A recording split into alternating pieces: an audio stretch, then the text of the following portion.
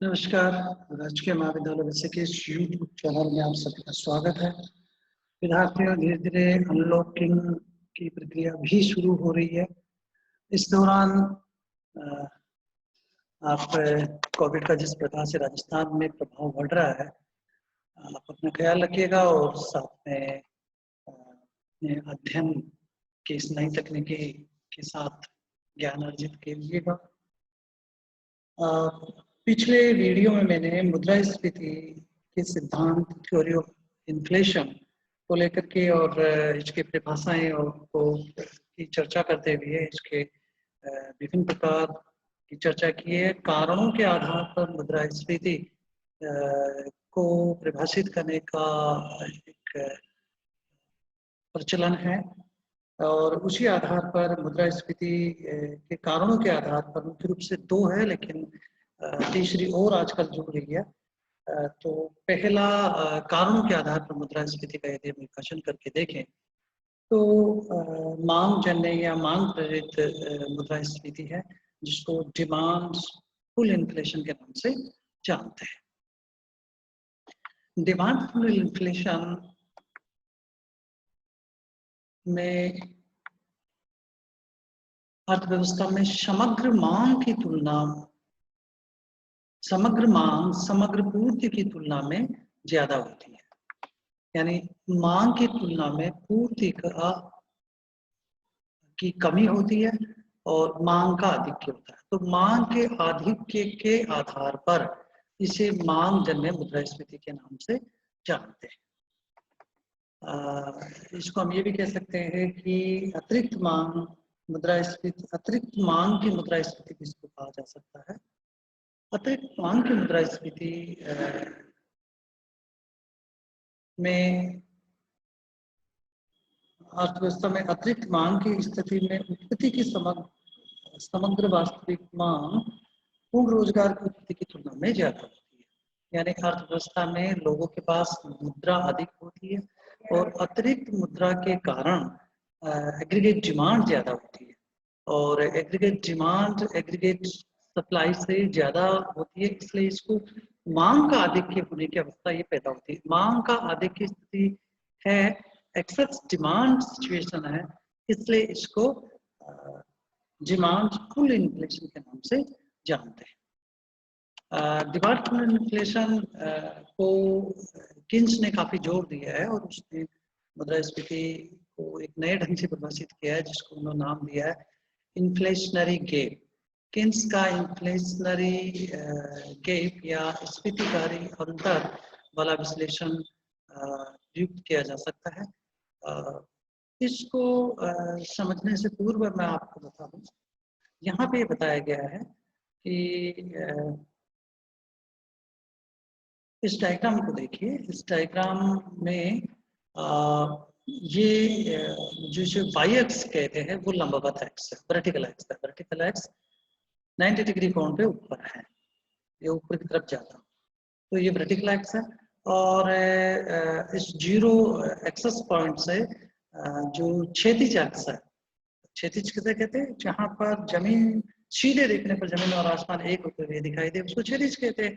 तो जहां बिल्कुल सीधा देखा जाए, तो धरातल से सीधा देखा जाए, तो ये क्षैतिज एक्स है, जिसको हॉरिजॉन्टल एक्स के नाम से जानते हैं। तो दो डायग्राम में दो प्रकार के एक्स है, horizontal x and vertical x. ये जो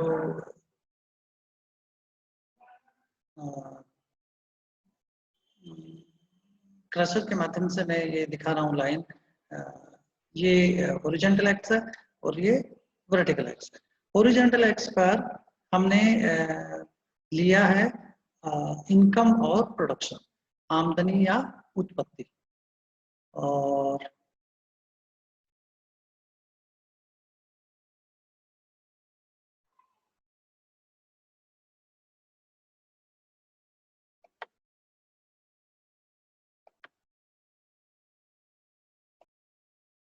यहाँ पर लंबवत अक्ष पर हमने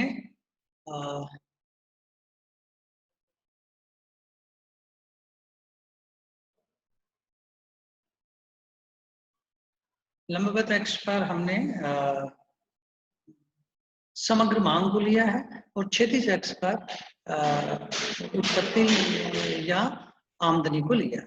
देखिए यहाँ जो समग्र मांग है उसके जो कंपोनेंट है, हमने जब नेशनल इनकम पढ़ी है तो समग्र मांग के कंपोनेंट में होता है C plus I plus G, X minus M, यदि आयात और निर्यात को भी शामिल किया जाए तो। यहाँ पर आयात और निर्यात को शामिल नहीं कर रहे हैं, हम जीडीपी के संदर्भ में सोच रहे हैं, तो C plus I plus G, C consumption, I investment और G government expenditure. C plus I plus G मिलाकर के एग्रीगेट डिमांड बनती है। अर्थव्यवस्था में ये मांग का निर्माण करते हैं, किस वस्तु की ये मांग का के द्योतक है। ये एक प्रकार से अर्थव्यवस्था में कुल व्यय को प्रकट करते हैं और कुल पूर्ति है या उत्पत्ति है वो कुल आय को बताती है। यहाँ पर एक बीचों बीच से लाइन ली गई है, जैसे आप ये देखेंगे कि ये 90 डिग्री कोण बना रहा है, एक्सिस बना रहा है, तो यदि इसको दो बराबर भागों में बांटे तो ये 45 लाइन है। तो 45 लाइन दरअसल ये बताती है कि समग्र मांग और समग्र पूर्ति इसके प्रत्येक बिंदु पर बराबर होती है। यानी जो OE लाइन है वो दरअसल एग्रीगेट सप्लाई को व्यक्त कर रही है और साथ में ये मांग और पूर्ति के इस पर स्थित प्रत्येक बिंदु समग्र मांग और समग्र पूर्ति के बिंदुओं में समानता को प्रकट करता है। तो इस प्रकार से यहाँ पर अब देखिए जो C का नेचर है, कंजप्शन का नेचर है, वो कंजप्शन का समीकरण है A0 प्लस BY, यानी एक ऑटोनोमस एक्सपेंडिचर होता है, कंजप्शन होता है, और दूसरा BY, Y for income, income का एक कांस्टेंट अनुपात होता है जिसको मार्जिन B को मार्जिन प्रोपोर्शनल टू कंजप्शन कहते हैं। तो यहाँ पर उस A0 की वजह से ये इसका ढाल इस प्रकार का है, तो C plus I plus G ये आपका समग्र मांग वक्र है।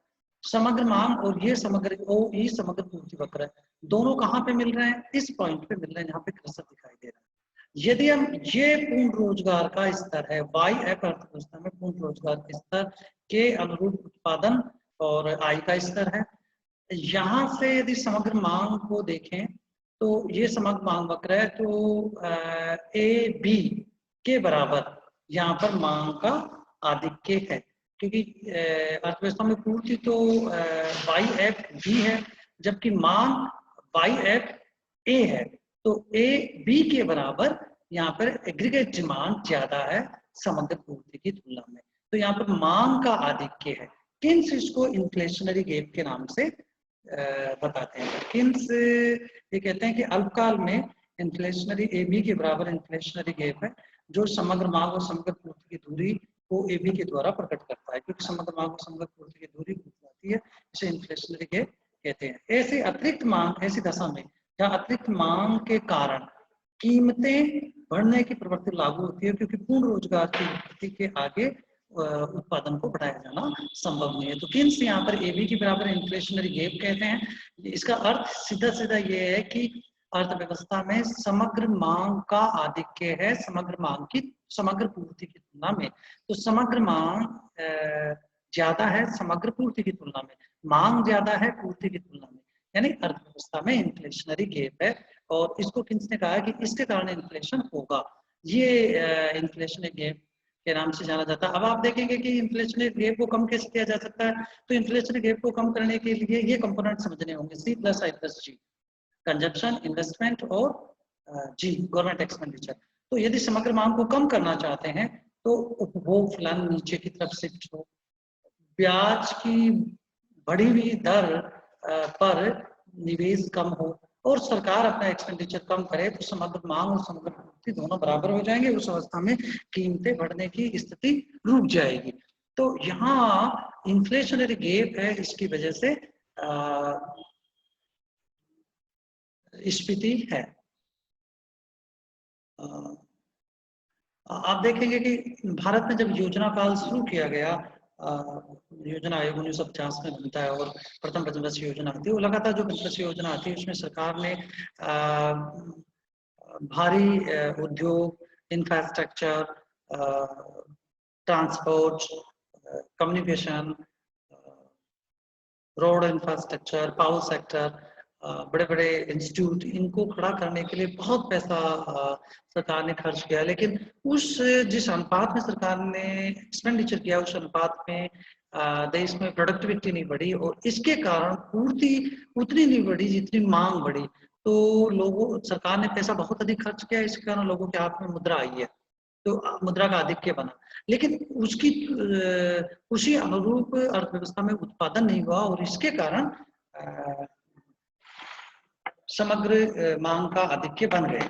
तो ये इन्फ्लेशनरी, इसके कारण अर्थव्यवस्था में मुद्रास्फीति की स्थिति पैदा हुई। देखिए यहाँ पर एग्रीगेट सप्लाई और एग्रीगेट डिमांड कर्व के माध्यम से वर्टिकल एक्स पर हमने कीमत लिया और हॉरिजॉन्टल एक्स पर हमने वास्तविक उत्पत्ति मांग और पूर्ति की दशाओं को लिया। और यहाँ ये जो एडी है वो कीमत और समग्र मांग के संबंध को बता रहा है, और साथ में समग्र पूर्ति की स्थिति के साथ भी इसके रिलेशंस को बता रहा है। इसी प्रकार से जो एएस एग्रीगेट सप्लाई कर्व है, ये ऊपर की तरफ बढ़ता हुआ है। एग्रीगेट सप्लाई कर्व जो ऊपर की तरफ बढ़ता हुआ है, ये बढ़ता हुआ एग्रीगेट सप्लाई कर्व ये बताता है कि अर्थव्यवस्था में जैसे जैसे उत्पादन बढ़ाया जाता है लागतें बढ़ रही है। बेसिकली जो पूर्ति फलन होता है, अल्पकालीन पूर्ति फलन होता है, वो दरअसल एक प्रकार से मार्जिनल कॉस्ट को बता रहा है, यानी अतिरिक्त उत्पादन करना चाहते हो तो अतिरिक्त लागतें बढ़ती है। तो जैसे जैसे उत्पादन बढ़ाया जाता है लागतें बढ़ती है। एक स्थिति के बाद में जाकर के वर्टिकल हो जाता है जो पूर्ण रोजगार की अवस्था है। इससे पूर्व जैसे जैसे उत्पादन बढ़ाया जाता है लागतें बढ़ती जाती है, संसाधनों की स्केर्सिटी भी होती है, और इसके कारण ये बढ़ती हुई लागतों को दर्शा रहा है। यहाँ पर एग्रीगेट डिमांड कर्व है, जो एग्रीगेट डिमांड है वो C+I+G के कंपोनेंट के साथ है। ये अर्थव्यवस्था में कीमत और समग्र मांग के रिलेशंस को बता रहा है, साथ में अर्थव्यवस्था में उत्पत्ति के साथ इसका क्या संबंध है इसको भी प्रकट कर रहा है। तो देखिए आरंभ में एग्रीगेट डिमांड और एग्रीगेट सप्लाई कर्व ई पॉइंट पर बराबर होते हैं, जहां पर कीमत स्तर पी है। इस पी कीमत स्तर पर एग्रीगेट डिमांड और एग्रीगेट सप्लाई के बीच में साम्य है, और ये इसके अनुरूप ये वास्तविक उत्पत्ति का लेवल है। यहाँ जो एरो से नीचे तक लेके आ रही है वास्तविक उत्पत्ति का लेवल। अब मान लीजिए कि अर्थव्यवस्था में 3 कारणों से aggregate demand curve right hand side shift हो सकता है, या तो पूर्ति फलन शिफ्ट हो जाए, या निवेश फलन शिफ्ट हो जाए, या लागतों या गवर्नमेंट एक्सपेंडिचर शिफ्ट हो जाए। इन तीनों कारणों से aggregate demand curve right hand side shift हो रहा, मतलब समग्र मांग बढ़ गई है, increasing in the aggregate demand, increasing in the aggregate demand. और इससे कीमतें, इससे उत्पत्ति भी बढ़ी है, मांग बढ़ने के साथ में उद्योगों में उत्पत्ति भी बढ़ी है, पूर्ण क्षमता से पूर्व की अवस्था है, मतलब फुल एम्प्लॉयमेंट लेवल से पूर्व की अवस्था है, लेकिन कीमतें भी बढ़ रही है। तो उत्पादन बढ़ा है और कीमतें भी बढ़ी है। तो ये डायनामिक्स है इन्फ्लेशन का, कि aggregate demand aggregate supply curve के माध्यम से इसको समझा जा सकता है। ये मांगजन्य मुद्रास्फीति की अवस्था है। मांगजन्य या मांग के दबाव से उत्पन्न स्फीति की दशा का सूचक है। 1920 के दशक में जर्मनी की हाइपर इन्फ्लेशन मांगजन्य स्फीति के कारण ही थी। भारत में पिछले 6 दशकों में मुद्रास्फीति मुक्त मांगजन्य स्फीति ही मानी जाती है। इस पर जनसंख्या की वृद्धि का भी प्रभाव है। मांग बढ़ गई है, कंजप्शन लेवल ऊपर की तरफ राइट हैंड साइड शिफ्ट हो गया। इससे मुद्रा की पूर्ति में वृद्धि की महत्वपूर्ण भूमिका रही है। ये एग्रीगेट ये एक स्थिति मांगजन्य मुद्रास्फीति की है। तो स्पष्ट है कि मांगजन्य मुद्रास्फीति के अंतर्गत समग्र मांग का आधिक्य होता है समग्र पूर्ति से। तो एग्रीगेट डिमांड ज्यादा है एग्रीगेट सप्लाई से।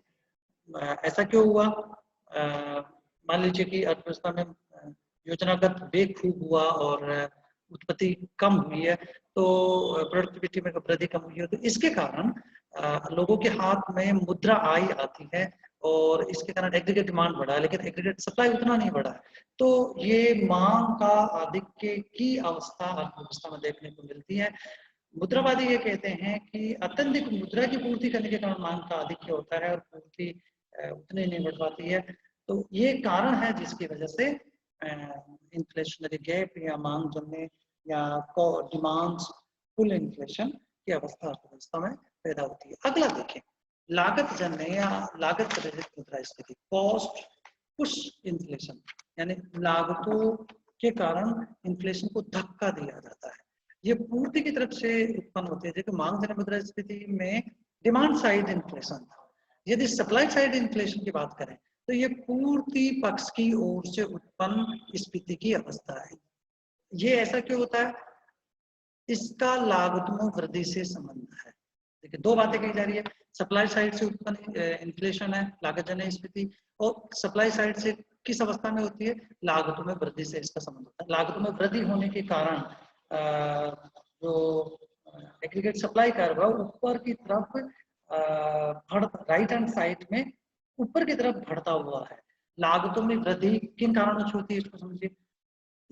लागतों में वृद्धि वेजेज एंड सैलरी में वृद्धि होने के कारण हो सकती है, मौद्रिक मजदूरी की वृद्धि होने के कारण हो सकती है, कच्चे माल स्वदेशी या विदेशी की कीमतों में वृद्धि के कारण हो सकती है, विदेशी का मतलब आयात महंगे हो गए हैं इसके कारण हो सकती है, या जो पेट्रोल ऑयल लुब्रिकेट्स हम विदेशों से आयात करते हैं, क्योंकि हमारे पास 80% पेट्रोल विदेशों से आयात किया जाता है, तो लागतों में वृद्धि होने के कारण जो लागत वक्र है वो ऊपर की तरफ बढ़ता हुआ होता है। तो मौद्रिक मजदूरी में वृद्धि होने के कारण, कच्चे माल में वृद्धि होने के कारण, आयात में वृद्धि होने के कारण, फार्म्स के लाभ की मात्रा ज्यादा बढ़ा देने के कारण, या पूर्ति बाधित हो जाने के कारण, जैसे प्राकृतिक स्थितियां पैदा होती है कि बारिश कम हो रही है। क्योंकि भारत में कृषि की स्थिति आप देखेंगे तो भारत का 60% कृषि agriculture 60% agriculture is depend on rainfall, और भारत में रेनफॉल बड़ा अनियमित और अपर्याप्त होता है। तो बारिश कम होने के कारण या अत्यधिक बारिश हो जाने के कारण भी एग्रीकल्चर का प्रोडक्शन प्रभावित होता है और इसके कारण पूर्ति प्रभावित होती है। तो कई कारणों से लागतें बढ़ती है, पूर्ति प्रभावित हो जाती है, इसके कारण लागत वक्र लागतें बढ़ जाती है। इसको लागत जन्य मुद्रास्फीति के नाम से जाना जाता है।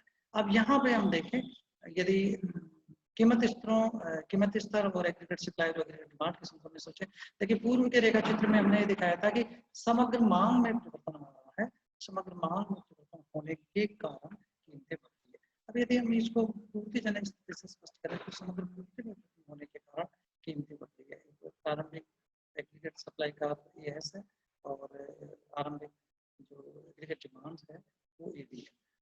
एडी और एएस दोनों ही बिंदु पर एक दूसरे को इंटरसेक्ट करते हैं, काटते हैं। इस एक दूसरे के इंटरसेक्ट पॉइंट पर कीमत स्तर पी है और उत्पादन का स्तर, जैसे इससे नीचे एक सीधी लाइन खींचते हैं, ठीक है।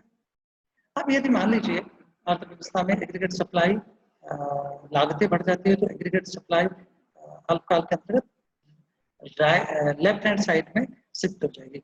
लेफ्ट हैंड साइड में शिफ्ट होने का मतलब लागतें बढ़ी है या आपूर्ति बाधित हुई है, उत्पादन कम हुआ है, एग्रीकल्चर प्राकृतिक कारण या अन्य कोई कारण, यहाँ पूर्ति बाधित हो गई है। जैसा अभी देखते हैं कि कोविड-19 के दौरान एक लंबा 60 दिन का लॉकडाउन का सामना हमने किया है। लगभग अब तो स्थिति है कि लगभग 6 महीने से इंडस्ट्री बहुत बुरी तरीके से हाथ हुई है, मजदूर घर चले गए हैं और जो लॉकडाउन के प्रथम 3 महीनों का अप्रैल मई जून का जो डाटा आया है वो ये है कि देश की जीडीपी 3 महीनों के दौरान 23.9 मतलब करीब 1/4 जीडीपी कम हो गई है, यानी पूर्ति कम हो गई। चूंकि उद्योग धंधे बंद हो गए लॉकडाउन के कारण, तो पूर्ति वक्र लॉकडाउन के कारण बाईं तरफ शिफ्ट हो गए। तो ये बाईं तरफ शिफ्ट होना एग्रीगेट सप्लाई ये डॉट के द्वारा AS1 के द्वारा दर्शाया गया। AS1 एग्रीगेट डिमांड भी वही बनी रहती है, तो इस E1 बिंदु पर काटता है जहाँ पर कीमतें बढ़ी हुई है। तो लागतों के बढ़ने के कारण या कई कारणों से युद्ध या प्राकृतिक आपदा या महामारी, इसके कारण एग्रीगेट सप्लाई बाधित हो गई है। इसके कारण ये एग्रीगेट सप्लाई कम हो गई है और कीमतें बढ़ गई है, तो ये लागत जन्य स्फीति के नाम से जाना जाता है। लागतों में वृद्धि से कीमतों में वृद्धि करना आर्थिक दृष्टि से आवश्यक हो जाता है। मजदूर संघ अपने दैनिक मजदूर संघ भी अपनी जो बार्गेनिंग पावर है, यूनियंस बार्गेनिंग पावर के माध्यम से मजदूरी बढ़ाने में सफल हो जाते हैं। इधर से आयात महंगे कच्चे माल से उत्पादन लागतें बढ़ती है। पावर की कीमत या दर बढ़ने से लागतों में वृद्धि होती है। यही नहीं बल्कि ऊंची ब्याज दरें और ऊंचे मुनाफे के कारण भी लागतें बढ़ती है। तो यहाँ पर बताया गया है कि मजदूर संघ वेजेज एंड सैलरी बढ़ाने में सफल हो जाए, विदेश से आयातित कच्चा माल महंगा हो जाए, पावर की कीमत बढ़ जाए, बिजली की कीमत बढ़ जाए, या उसकी दर से लागत बढ़ जाए, ब्याज की दर बढ़ जाए, या मुनाफे सामान्य मुनाफे बढ़ जाए, इन सब के कारण लागतें बढ़ जाती है। भारत में हाल के वर्षों में कृषिगत माल की उत्पादन लागत बढ़ने से सरकार ने इसकी वसूली और खरीद के भाव बढ़ाए हैं, जिससे कि मुद्रास्फीति बढ़ी है, फूड इन्फ्लेशन बढ़ा। तो ये सारे कारण हैं जो लागत पूर्ति जन्य स्थिति के कारण है। इस प्रकार से लागतों में वृद्धि पर मजदूरी, मुनाफे और कच्चे माल की कीमतों में वृद्धि का काफी प्रभाव पड़ता है और मुद्रास्फीति की दर ऊंची हो जाती है। तो ये पूर्ति जन्य मुद्रास्फीति की अवस्था है, जिसके कारण पूर्ति कम हो गई है अर्थव्यवस्था में मांग की तुलना में। तो पूर्ति की कमी है या लागतें बढ़ गई है। लागतें किन कारणों से बढ़ती है वो हमने देखा है, इसके कारण इन्फ्लेशन बढ़ता है। तो ये लागत जन्य स्फीति या इसको कॉस्ट इन्फ्लेशन के नाम से जान सकते हैं। तीसरे प्रकार के इन्फ्लेशन की हम चर्चा करें, जिसको स्ट्रक्चरल इन्फ्लेशन के नाम से जाना जाता है, ढांचागत स्फीति। विकासशील देशों में प्राय ढांचागत संरचनात्मक मुद्रास्फीति की दशा पाई जाती है। यहाँ खाद्यान्नों का उत्पादन मांग के अनुसार बढ़ाना संभव नहीं है। एक तो जनसंख्या तेजी से बढ़ रही हुई होती है, विकासशील राष्ट्र होती है, उसमें जनसंख्या तेजी से बढ़ रही हुई होती है। कृषि का ढांचा और औद्योगिक ढांचा, मतलब उसका इंफ्रास्ट्रक्चर का ढांचा कुछ इस प्रकार का है जिसके कारण उत्पादन नहीं बढ़ पाता। जैसे एग्रीकल्चर में देखें, एग्रीकल्चर में 60% जो खेती है वो वर्षा पर निर्भर है, 40% की ही सिंचाई की सुविधा उपलब्ध है। तो सिंचाई की सुविधा उपलब्ध नहीं है, मानसून पर निर्भर है, प्राकृतिक तत्व बहुत ज्यादा प्रभावित करते हैं। इसी प्रकार से औद्योगिक, देश के औद्योगिक ढांचे को देखिए, परिवहन, विद्युत की सप्लाई, अच्छी बंदरगाह, रोड, टेक्नोलॉजिकल अपग्रेडेशन, क्योंकि तकनीकी के कारण भी लागतें बढ़ती है।